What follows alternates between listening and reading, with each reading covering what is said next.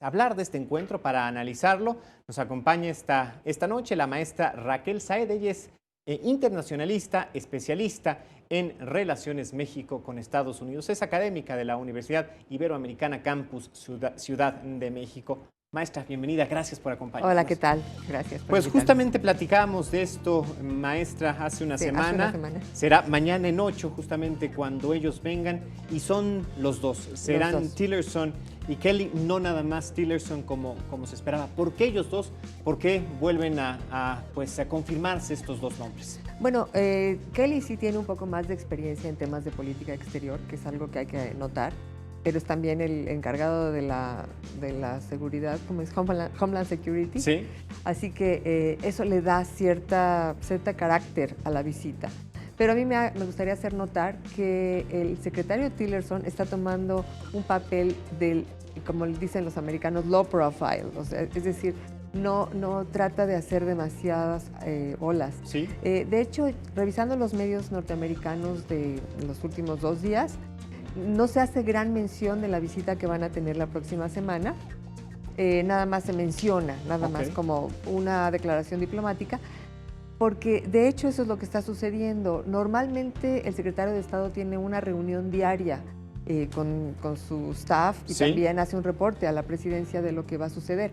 Y esto no se ha dado desde que ha sido su confirmación, pero tampoco es algo muy normal el gobierno que se tiene en Estados Unidos en este momento. Todo es atípico, ¿no? Sí, no hay una normalización de las cosas. Y yo creo que es algo que tenemos que hacer notar. Nada de lo que estamos viendo es normal.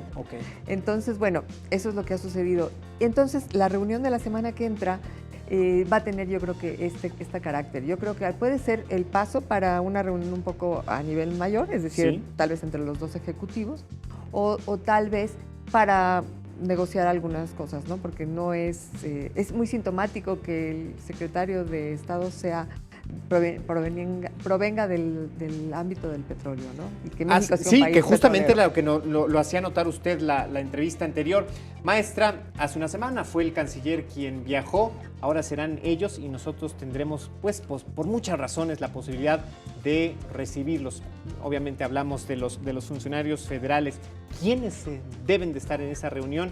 ¿Se espera que el presidente también participe?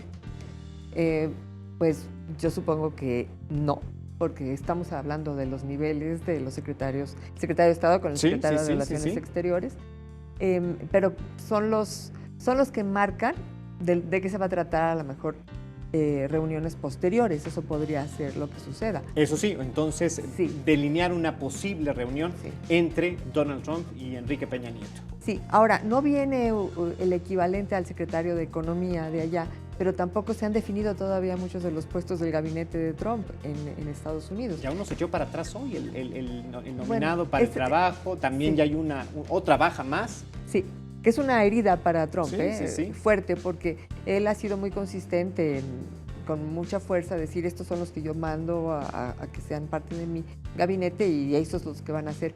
Pero hoy sí le dieron un golpe bajo porque hubo un grupo de republicanos que dijeron a no lo podemos confirmar porque tiene ciertas características que no son lo que esperamos del secretario del Trabajo. Del Trabajo, sí. Ahora, aquí los temas los pondremos nosotros, es decir, la agenda se delineará desde Los Pinos o desde la avenida Juárez. Pues habría que saberlo, ¿no? De la avenida Juárez, puede ser que de la avenida Juárez, pero la avenida Juárez está de acuerdo con lo que digan los pueblos, ¿no? Ninguno se manda solo. O sea, no, pero sí seremos nosotros quienes podremos marcarlo y lejos de si nosotros somos quienes visitamos, quienes pues nos debemos adecuar a justamente los temas que se quieran abordar. Muy probablemente cada uno de las dos partes traigan su propia agenda.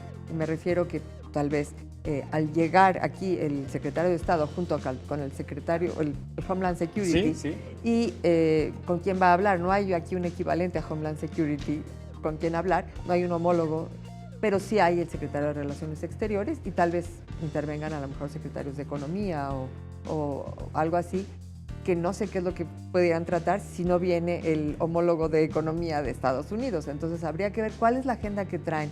Pero yo creo que sí es importante que está viniendo por primera vez después de tantas, pues hay gente que lo considera ofensas, ¿no? De parte del gobierno de Estados Unidos hacia el gobierno de México, y también ha cambiado el discurso del gobierno de Estados Unidos con respecto a México y también con respecto a otros países, hay que hacerlo notar. Justamente en estas pues, relaciones geopolíticas, el día de ayer, el diario The New York Times dio a conocer de posibles nexos del equipo de Donald Trump con el Kremlin, y esto pues inquieta a muchos y pone la atención particularmente en las relaciones internacionales ahí. ¿Esto podría significar una baja en la ofensiva o por lo menos en los intereses de pues, aminorar la relación con México? Pues si dije que, era una herida en la confirmación de Posner, en este caso esta es una herida mayor. Porque no, hay quienes lo comparan con Watergate inclusive. No, de hecho es algo así parecido.